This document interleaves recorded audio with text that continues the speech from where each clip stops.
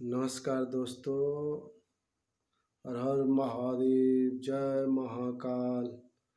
आज हम आपको बताने जाएंगे कि नारद जी का इस धरती पे कैसे जन्म हुआ और फिर उन्होंने किस तरह कितना संघर्ष करके फिर उनकी दूसरी जन्म प्राप्त किए और फिर उनको ज्ञान की प्राप्ति हुई कैसे।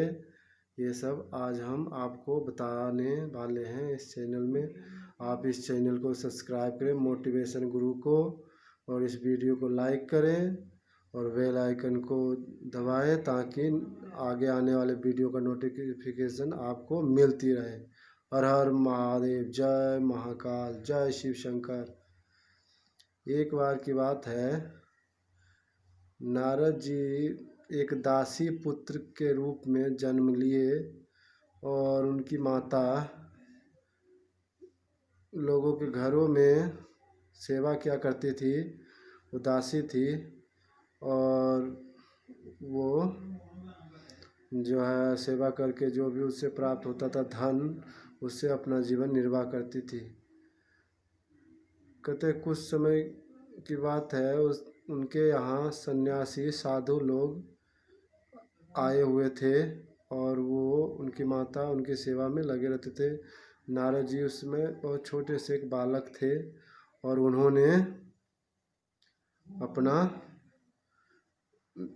सेवा में ही समय बिताते थे और उनकी सेवा से बच के जो जूठे कूठे बर्तन होता था उसको सफाई करते थे। उसमें जो बचे खुचे जो भी बचते थे अनाज, उसको ग्रहण करके मतलब समय व्यतीत करते थे।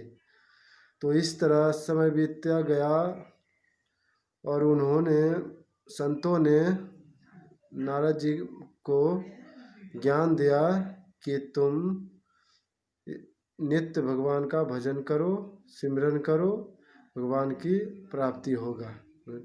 इस तरह ज्ञान प्राप्त करके समय बीतता गया। जब चातुर्मास का व्रत समाप्त हो गया तो ऋषि जो ठहरे हुए थे वो आगे चले गए यात्रा करने के लिए और नारद जी को जो उन्होंने ज्ञान दे गए उस तरह वो हाथ पैर धो के बैठ के भगवान का भजन करते थे और इस तरह नित्य कर्म वो करते थे।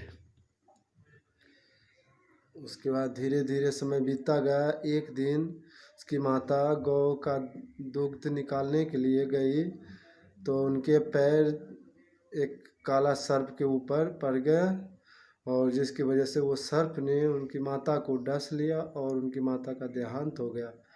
उसके बाद नारद जी अकेले रह गए, थोड़े से बड़े हुए, वो अकेले निकल पड़े, भगवान की ध्यान में चिंतन में मग्न हो गए कि प्रभु श्री राम, प्रभु भगवान विष्णु नारायण हमें दर्शन दो, कहाँ है आप। चलते रहे। सन्यासी ने जैसा उनको उपदेश किया था उत्तर दिशा में जाना, वहाँ बद्री का आश्रम में जाके भगवान का नाम का सुमरन करना, जप करना, इससे तुम्हें भगवान की प्राप्ति होगा। चलते गए भूखे प्यासे, अहीरों की बस्ती नगर पार करते हुए पर्वत आया। पर्वत पे चलते चलते घने जंगल में पहुँचे। वहाँ उनके भूख प्यास से उनके बुरे हाल हो रहे थे, फिर भी वो चलते रहे।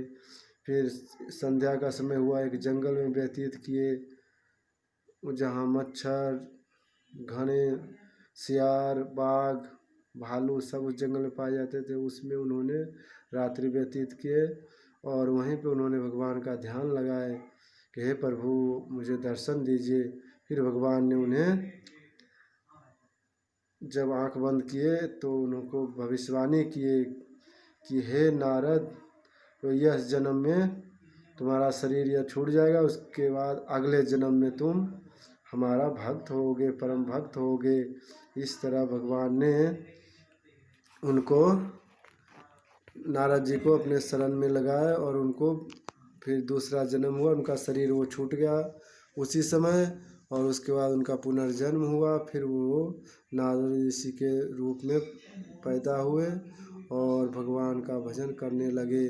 ब्रह्म ज्ञानी नारद जी महाराज की जय हो। इस चैनल को सब्सक्राइब करें, बेल आइकन को दबाएं और लाइक करें। हर हर महादेव, जय शिव शंकर।